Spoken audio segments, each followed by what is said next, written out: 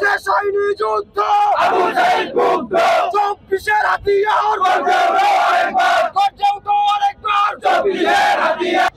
স্বপ্ন দেখেছিল কোটা বিরোধী বাংলাদেশে শহীদ ফয়সাল আহমেদ সাঞ্চরা স্বপ্ন দেখেছিল বৈষম্যহীন এই বাংলাদেশের, কিন্তু আমরা এই গণ অভ্যুত্থান বিরোধী পরবর্তী বাংলাদেশে বিভিন্ন সময়ে আমরা এই কোটার সংশ্লিষ্টতা দেখতে পাচ্ছি। তার দৃষ্টান্ত হচ্ছে গতকাল মেডিকেল ভর্তি পরীক্ষার সেই রেজাল্ট। সেখানে আমরা দেখতে পেয়েছি একজন শিক্ষার্থী 41 পেয়েও সুযোগ পায়, অন্যদিকে তাকালে দেখা যায় একজন মেধাবী শিক্ষার্থী 70+ মার্ক পেয়েও মেডিকেল ভর্তি পরীক্ষায় সুযোগ পাচ্ছে না।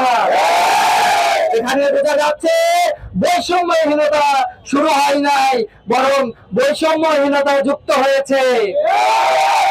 আমরা ছাত্র সমাজের পক্ষ থেকে জানিয়ে দিতে চাই, এই ইন্টারিম গভর্নমেন্টকে আমরা হুঁশিয়ার করে দিতে চাই, আগামীর এই বাংলাদেশ হবে বৈষম্যহীন বাংলাদেশ।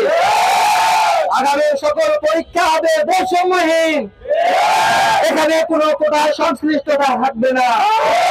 যদি কোনো কোটার সংশ্লিষ্টতা থাকে আমরা আবু সাইদের মতো ভূমিকায় অবতীর্ণ হব, আমরা আমির মুগ্ধের ভূমিকায় অবতীর্ণ হব, আমরা শহীদ ফয়সাল আহমেদের ভূমিকায় অবতীর্ণ হব।